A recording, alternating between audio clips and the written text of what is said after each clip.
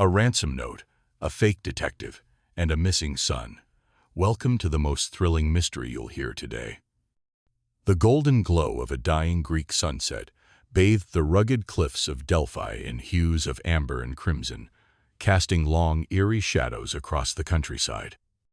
Perched on the balcony of the dilapidated Hotel Helios, Mrs. Peters leaned back in her creaky wicker chair, her lips pursed in disapproval. The supposed charm of Greece, the birthplace of civilization, was utterly lost on her. The hotel's plaster walls were cracked and peeling, and the distant ruins of Apollo's temple, revered by so many, appeared to her like a heap of forgotten stones. She turned her gaze from the ancient magic of Delphi with a dismissive scoff, muttering under her breath, "Magic. If only they'd conjure up a decent martini." Her tone was sharp, her words dripping with disdain, as she flipped a page of her detective novel. The book, promising thrills and twists, provided little solace. She was a woman accustomed to extravagance, and this bare-bones vacation organized by her overly intellectual son Willard felt like a personal punishment.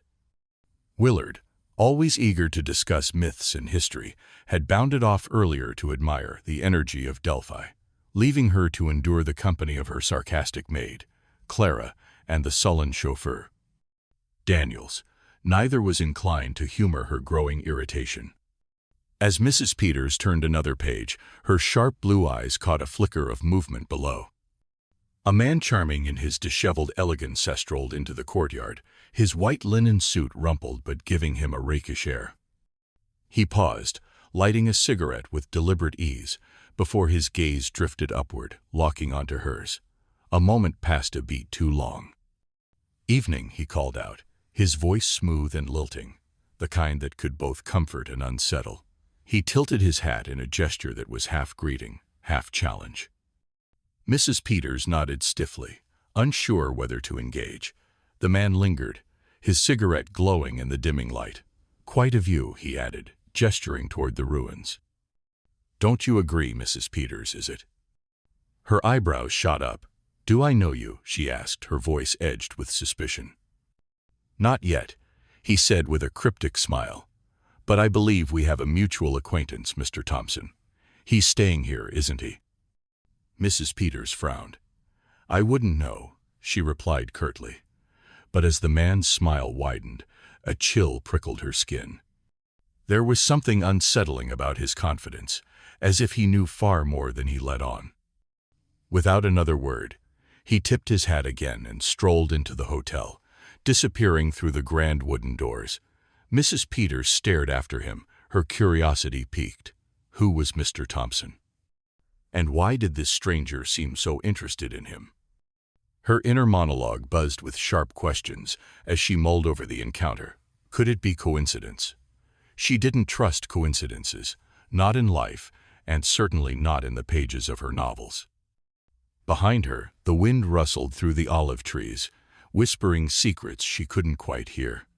The evening's calm felt suddenly oppressive, the golden sunset now tinged with a foreboding darkness. Mrs.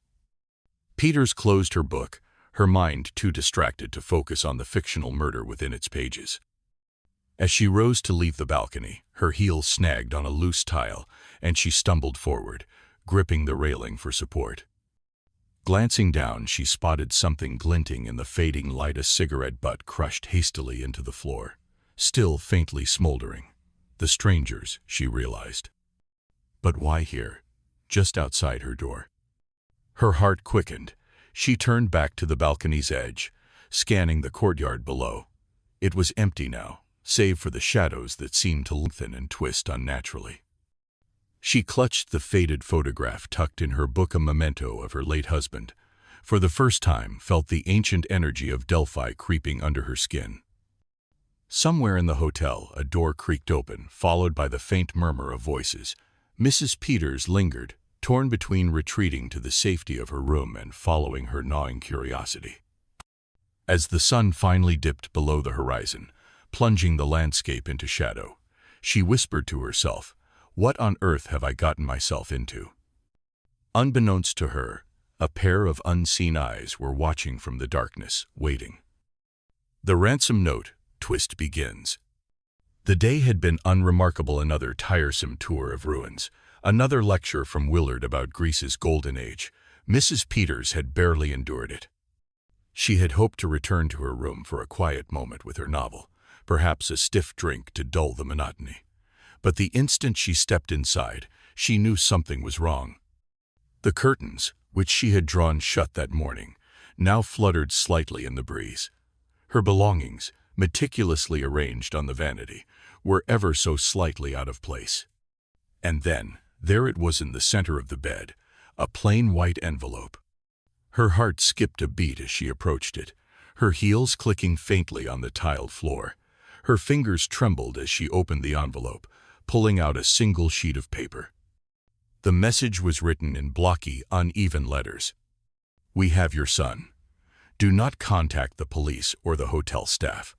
Bring £10,000 sterling, and you'll see him again. Instructions to follow. Fail, and you'll regret it." The paper fluttered from her hand, landing on the floor like a fallen leaf. Mrs. Peters stumbled back, gripping the edge of the bed for support. Her mind raced. Willard her only son taken. It felt unreal, like one of the absurd plots from her detective novels. She clutched at the pearls around her neck, her breaths shallow and quick. The words, "You'll regret it," echoed in her mind, their menace tightening around her chest like a vice. She scanned the room, half expecting someone to be lurking in the shadows, watching her reaction. But the room was silent, save for the faint rustle of the wind through the curtains. A knock on the door jolted her out of her thoughts. She froze, the ransom note still lying on the floor. Another knock followed, louder this time. "Madam, it's Clara," came the maid's voice. Mrs. Peters hesitated, then hurriedly stuffed the note into her handbag.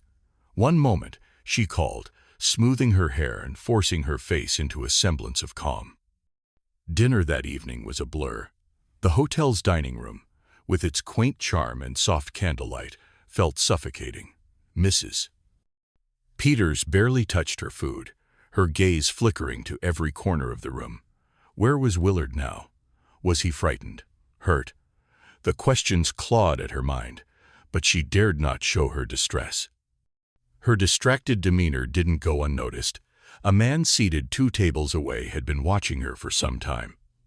He was an unassuming figure, balding, with round glasses perched on his nose and a genial smile that seemed almost too wide.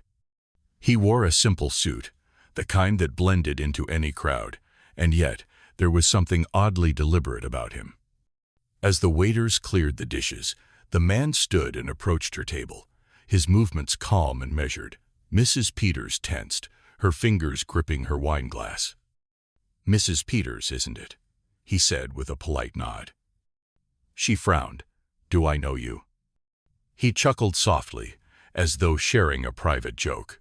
"Not yet, but I suspect we'll be good friends before this ordeal is over." Her frown deepened. "Excuse me, but I—" "Shh," he interrupted, his voice low but firm. He slid a folded piece of paper across the table. "Don't make a scene. Read it later." Before she could protest, he turned and walked away, disappearing into the adjoining lounge. For a moment, Mrs. Peters sat frozen, her pulse racing.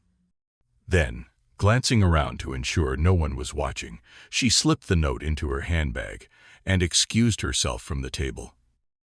In the privacy of her room, she unfolded the note with trembling hands. "Parker Pyne, specialist in solving personal problems. Wait for the second note. Trust me." The words were neat, precise, and maddeningly cryptic. Mrs. Peters stared at the paper, her mind whirling. Who was this man? How did he know about her predicament? And why should she trust him? Her instincts told her to be wary, but desperation gnawed at her resolve. If he truly could help, did she have any other choice? The note's final words lingered in her mind as she paced the room, torn between hope and fear.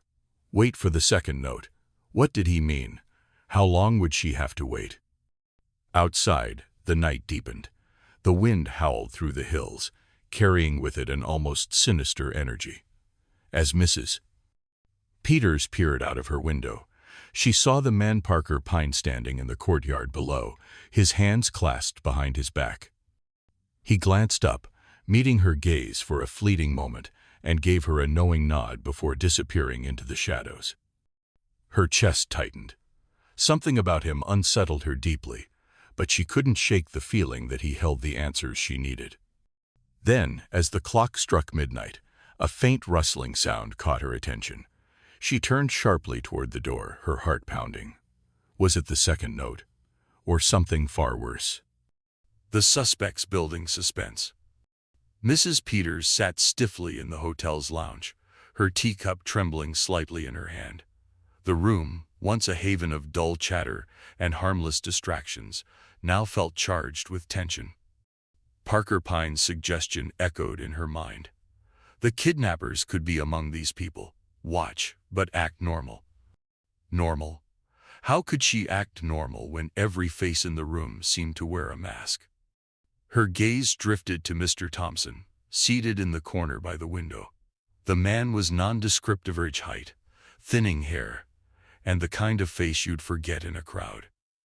But there was something in the way he avoided meeting anyone's eyes, the way he sat hunched over his newspaper, as though shielding himself from scrutiny. She noticed his hand tremble slightly as he turned a page. What was he hiding? And then there was the arty mother-daughter duo, occupying the chaise longue near the fireplace. The mother, an elegant woman with silver-streaked hair tied in a loose bun, whispered something to her daughter, who giggled nervously. Mrs. Peters frowned. Every time she glanced in their direction, they seemed to avert their eyes.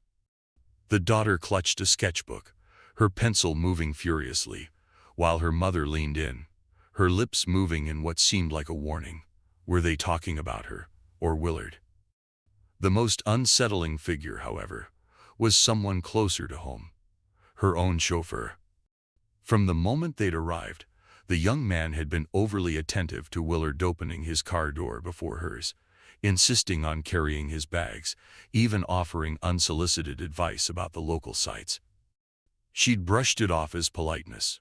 But now, with the ransom note looming in her mind, every memory of his behavior felt suspicious. Earlier that evening, she had caught him staring at her from across the lobby. His expression was unreadable, almost calculating. Why had she trusted him? Mrs. Peters set her teacup down and glanced at Parker Pyne, who sat across from her, calm and composed, as if the whole situation were nothing more than a chess game. His piercing eyes seemed to take in every detail of the room without giving anything away. "Who do you suspect?" she whispered, leaning in. Pyne smiled faintly. "Everyone, and no one." His maddening vagueness only added to her anxiety. A sudden burst of laughter from the mother-daughter duo drew her attention again. The daughter's laugh was high-pitched, almost forced, and Mrs. Peters swore she caught the word ransom, muttered under the mother's breath. Her heart raced. Could they have something to do with Willard's disappearance? Just then, Mr. Thompson abruptly stood up, folding his newspaper with precision. His eyes flickered briefly in her direction before he made his way toward the door. Mrs. Peters felt a shiver run down her spine. His movements were too deliberate, too controlled. She glanced at Pyne, who simply raised an eyebrow, as if to say, "Pay attention." "Should I follow him?" she whispered. Pyne shook his head. "Not yet. Let's see what he does next." The room grew quieter as the evening wore on. The fire in the hearth crackled softly, casting flickering shadows across the walls. Mrs. Peters found herself watching everyone with a new intensity. Every glance, every gesture, every seemingly innocent word felt loaded with meaning. The chauffeur entered the lounge, his uniform crisp and his expression neutral. He walked past her without a word, but she noticed the faintest smirk tugging at the corner of his lips. Was it her imagination? Or did he know? Her paranoia reached a fever pitch when she returned to her room later that night. She locked the door, then checked it twice, her hands trembling. On the desk sat a small vase of fresh flowers, but she hadn't. She froze, her heart hammering in her chest. Who had placed them there? A folded piece of paper rested next to the vase. Slowly, she reached for it, her fingers brushing against the crisp edges. Unfolding it, she found a single line scrawled in a bold, "Trust." Her breath caught. Was this a warning from Pyne, or a threat from the kidnappers?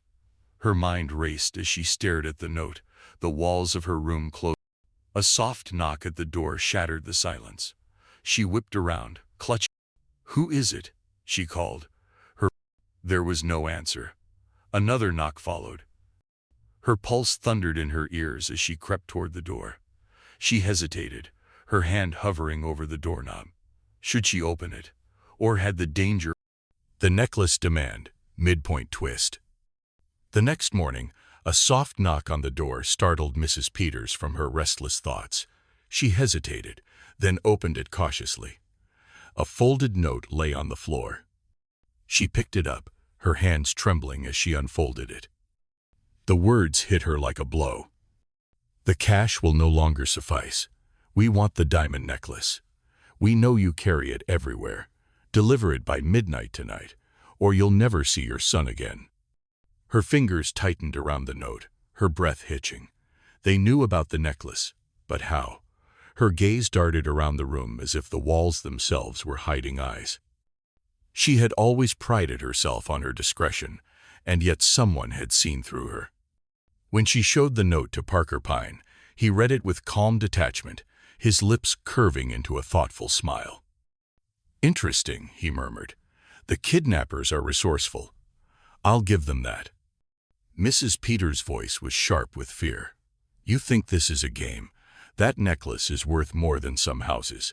It's not just a piece of jewelry. It belonged to my grandmother, and—" Pyne held up a hand to silence her. "I understand the sentimentality, Mrs. Peters, but sentimentality won't bring your son back. Listen carefully.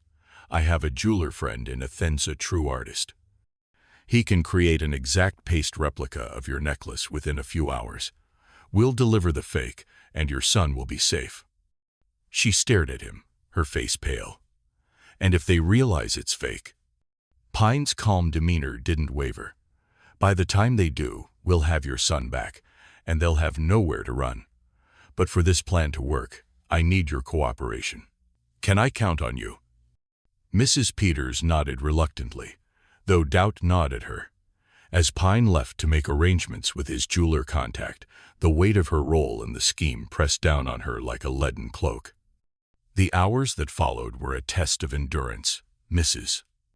Peters had to maintain the illusion of normalcy, smiling and engaging in polite conversation with the hotel staff and guests, all while every nerve in her body screamed for her to flee. At breakfast, the mother-daughter duo whispered furiously over their croissants, their glances occasionally darting toward her.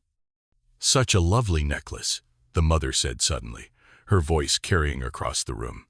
"You wear it so often, Mrs. Peters. A true family treasure, isn't it?" Mrs. Peters froze, her teacup halfway to her lips. She forced a tight smile. Yes, a family treasure indeed. Her pulse raced. How did they know so much about her necklace? Later, in the lounge, she encountered Mr. Thompson again. He was reading a novel, his expression impassive. But when she passed by, he tilted his head slightly and said, "Nice weather for a walk, don't you think?" The words were innocuous, yet something in his tone made her stomach churn. She nodded curtly and walked away, feeling his gaze linger on her back. Even the chauffeur wasn't above suspicion. As she stood by the window watching the sunlight glint off the sea, she caught him in the courtyard below, talking animatedly with one of the hotel maids. Their conversation ended abruptly when he noticed her watching, and he quickly disappeared into the garage. Every interaction, every glance felt like a calculated move on a chessboard, and she was the queen under siege. That evening, Pyne returned, his face betraying no emotion. He handed her a velvet box. "It's done," he said simply. Mrs. Peters opened the box with trembling hands. The fake necklace was a masterpiece, indistinguishable from the real one. "Now," Pyne continued, "you'll deliver this to the location they specify, but remember, stay calm no matter what happens. They're expecting you to panic. Don't give them the satisfaction." Mrs. Peters nodded, swallowing the lump in her throat. As the clock struck 11, a second note arrived, slipped under her door. "Bring the necklace to the ruined amphitheater at midnight. Come alone." Her heart thudded painfully in her chest. The amphitheater. That place was isolated, surrounded by shadowy ruins that seemed to breathe the ancient past. "Are you sure about this?" she whispered to Pyne. His eyes glinted with reassurance. "Trust me, Mrs. Peters, we're closer to the truth than you realize." At exactly midnight, Mrs. Peters stood at the edge of the amphitheater, the fake necklace clutched tightly in her hand. The wind howled through the ruins, carrying with it a faint, eerie whistle. Shadows danced across the crumbling stones as her lantern flickered. She called out into the darkness, her voice trembling, "I am here. I have what you want." The silence that followed was deafening. Then, from the shadows, a figure emerged, their face obscured by a scarf and hat. They stepped forward, their hand outstretched. "Give it to me," the figure rasped. Mrs. Peters hesitated, her mind racing. Was this truly the kidnapper? Or was someone else pulling the strings? Before she could decide, a second shadow moved in the periphery of her vision. Her heart skipped a beat. Here is more than one of them. And then, just as she extended the necklace, a sudden noise shattered the stillness, a sharp, metallic click. She froze, realizing it was the sound of a gun being cocked.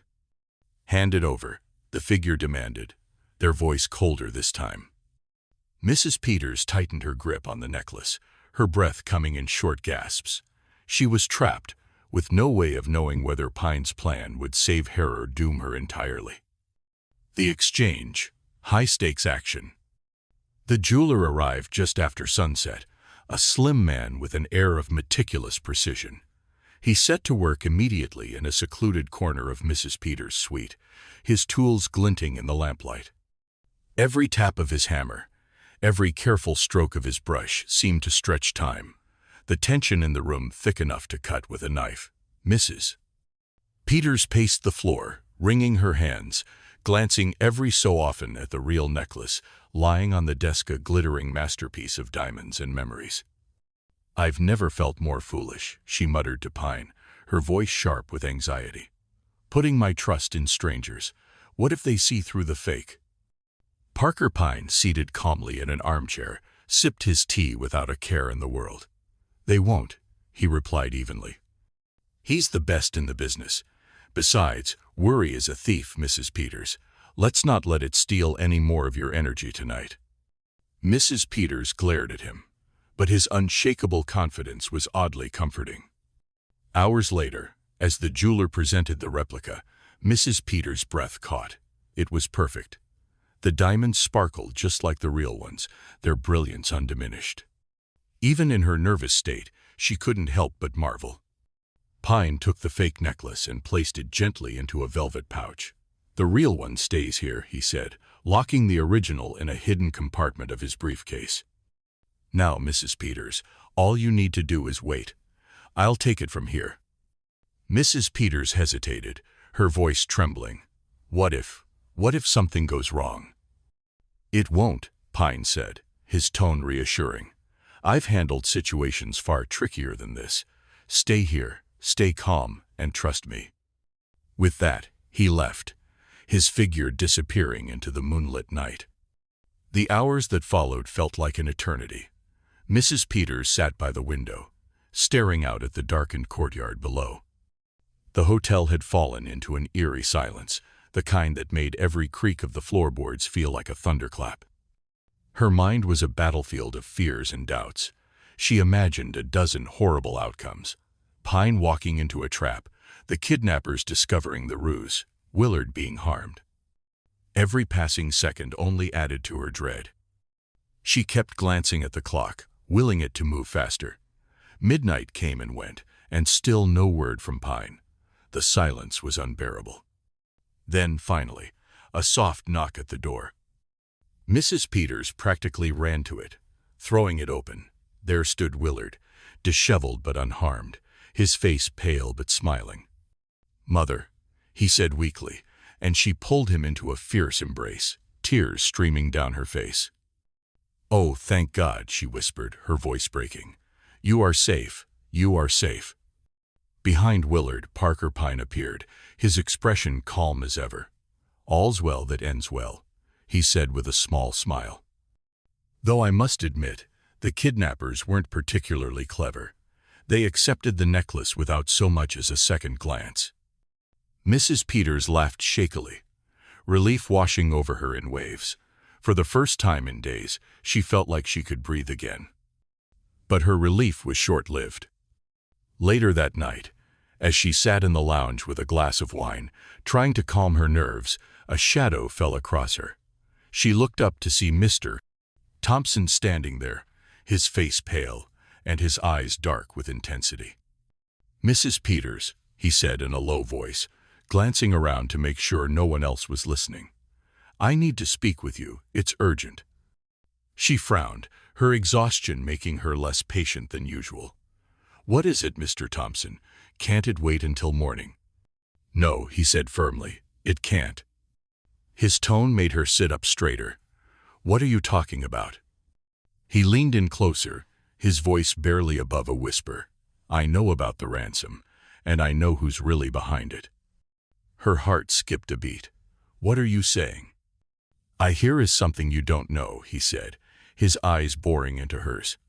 "And if you want to truly protect yourself and your son, you need to hear it." Mrs. Peters' throat went dry. "Tell me," she demanded, her voice trembling. Thompson hesitated, glancing over his shoulder. Then he said, "Not here. Meet me in the garden at dawn. I'll explain everything." Before she could respond, he walked away, leaving her alone with her racing thoughts. As the door to the lounge swung shut behind him, Mrs. Peters sat frozen, her mind whirling.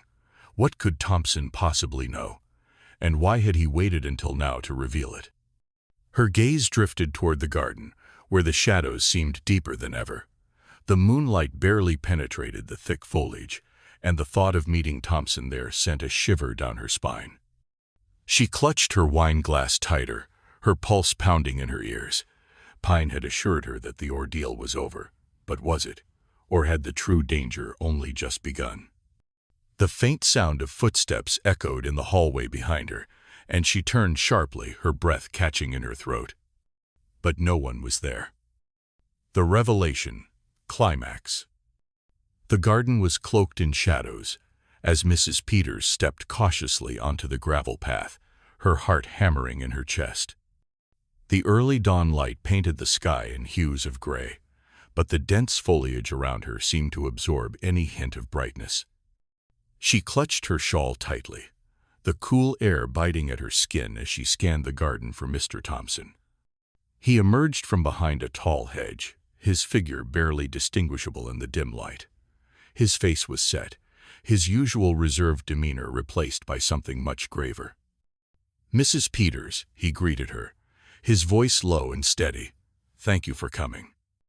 "I didn't have much of a choice," she replied, trying to mask the unease that threatened to creep into her tone. "What is this about? What do you know?" Thompson hesitated, his hand resting lightly on the iron bench beside him. He glanced around, ensuring no one else was within earshot. "First, I owe you an apology," he said, his gaze meeting hers with an intensity that made her uneasy. "I haven't been entirely honest with you." Mrs. Peters stiffened. "What do you mean?" He sighed deeply, as though the weight of what he was about to say had been pressing on him for days. "My name isn't really Thompson," he began. "I am Parker Pyne." The words hit her like a thunderclap. She blinked, certain she'd misheard. "What are you talking about? That's impossible. You can't be Parker Pyne." "And yet I am," he said, his expression unwavering. "The man you trusted, the one who claimed to be May, was an imposter. I've been traveling incognito, taking a quiet vacation away from my usual life. But when I overheard his plans, I couldn't stand by and let him fool you." Mrs. Peters took a shaky step back, her mind reeling. "You are saying the man who helped me, the man who rescued Willard, he was part of the kidnapping plot?" Pyne nodded. "Exactly. He orchestrated the entire thing, from the ransom note to the exchange. His jeweler friend was in on it too. The paste necklace he gave you was a clever ruse. While you thought the real necklace was safe, they swapped it out during the exchange. You've been holding a fake all along." Mrs. Peters felt her knees weaken, and she gripped the back of a garden chair for support.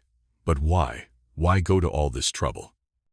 "For greed," Pyne replied simply. "The real necklace is worth a fortune, far more than the ransom they originally demanded. By playing the part of the hero, he ensured your trust and your cooperation." Her mind raced, piecing together the events of the past days. The impostor's calm demeanor, his cryptic assurances, his insistence on handling everything himself, it all made sense now. He'd played her perfectly. "But how do I know you are telling the truth?" she demanded, her voice shaking with both anger and fear. Pyne reached into his pocket and pulled out a small velvet pouch. He opened it carefully, revealing the unmistakable brilliance of her real diamond necklace. Mrs. Peters gasped, her hands flying to her mouth. "The necklace? How did you?" "I intercepted them," Pyne explained, his tone calm but firm. "After the exchange, I followed them and caught them before they could flee. They're in police custody now, along with your so-called Parker Pyne and his accomplice." Tears welled in her eyes as relief and humiliation washed over her in equal measure. "I can't believe I trusted him," she whispered. "I can't believe I let myself be fooled." Pyne's expression softened. "You are not the first, Mrs. Peters. He was a master manipulator, and he took advantage of your vulnerability. But what matters is that your son is safe, and your necklace has been recovered." Mrs. Peters nodded, though her heart still ached with the sting of betrayal. "What will happen to him?" "He'll face justice," Pyne assured her. "But I must ask, did you notice anything off about him? Anything that seemed unusual?" She thought back, her mind replaying every interaction, every conversation. "He was too confident," she murmured. "Too perfect. And now that I think about it, he never once asked about Willard's well-being after he was returned. That should have been a red flag." Pyne nodded approvingly. "Your instincts were right, even if you didn't realize it at the time. Trust them in the future." Mrs. Peters managed a faint smile, though her heart was still heavy. "Thank you, Mr. Pyne, for everything." As she turned to leave, Pyne called after her. "One more thing, Mrs. Peters." She paused, glancing back at him. "Be careful who you trust," he said, his voice carrying a hint of warning. "Not everyone is who they appear to be." The scene fades as Mrs. Peters walks away, her mind a storm of emotions, relief, regret, and an unshakable sense of unease. Pyne watches her go, his expression thoughtful. But just as the audience begins to relax, the camera lingers on Pyne's face. A small, knowing smile tugs at his lips, and he turns to leave, his shadow disappearing into the garden. The screen fades to black, leaving viewers with a single, haunting question. Was this the real Parker Pyne after all? The final scene, resolution. The first rays of sunlight spilled over the ancient ruins of Delphi, bathing the marble columns in a golden glow. The crisp morning air carried the faint scent of olives and wildflowers, a stark contrast to the storm of emotions still swirling within Mrs. Peters. She stood on the hotel balcony, the view of the sacred site stretching out before her like a painting. Her hands trembled slightly as she clutched her well-worn detective novella book that now felt like a strange echo of her own recent reality. Behind her, Willard sat in a chair, staring blankly at his untouched breakfast. The boy who had always seemed so carefree, so unshaken by life's challenges, now looked older, the weight of the past few days etched into his youthful features.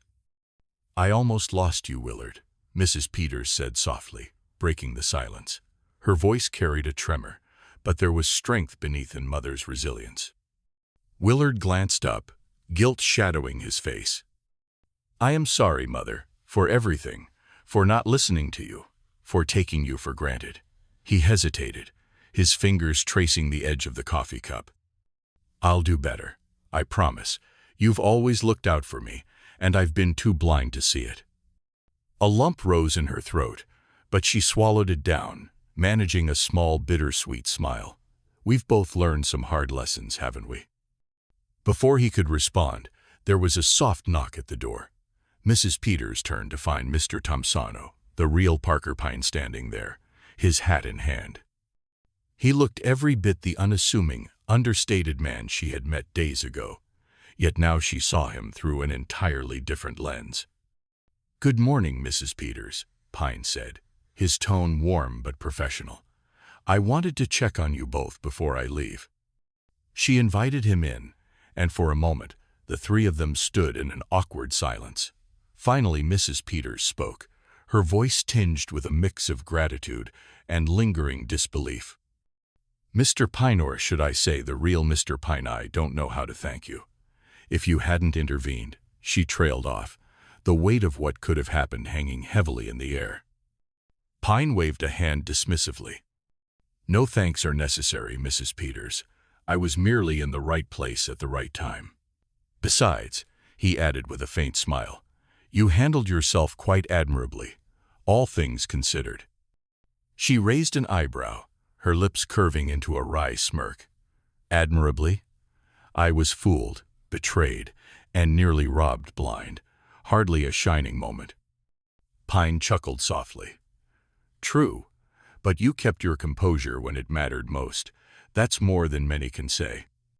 Willard stood and approached Pyne, extending a hand. "Thank you, sir, for everything." Pyne shook his hand firmly.